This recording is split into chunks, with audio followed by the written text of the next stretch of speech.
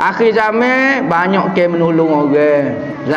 Akhir zaman ibadat personal betul, tapi ibadat jama'i lebih afdal. Jadi menolong orang, banyak ke menolong orang pahala. Pada usia kita 45, banyak buat kebajikan, banyak buat charity panggil. Tolong orang kampung ajak gotong royong cuci jalan. Buat boleh pahala tu, bukan kata la ilaha illallah saja boleh pahala.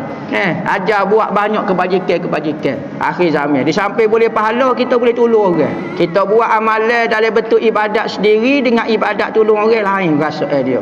Kita akan rasa begitu bahagia hidup ni apabila kita berjaya membahagiakan orang. Hamba sebut dah dulu, tidak dipanggil bahagia kecuali orang boleh membahagiakan orang. Tak dipanggil sedih kecuali orang yang boleh menyedihkan orang. Tak dipanggil suka kecuali orang menyebabkan orang suka. Itu panggil suka. Jadi susung masa kita, masa dengan keluarga kita, masa dengan diri kita, jaga kesihatan kita umur 45 ni. Bukan nak jaga kesihatan, nak sedap-sedap dok, nak semayang, nak zikir dan sakit ni awewi, janganlah jangan. Jagalah kesihatan, susung masa kita. Jangan tiru zaman muda lah. Duk buat kedai kopi daripada pagi, pas malam, pas pagi aja. Tak boleh dah kita ni.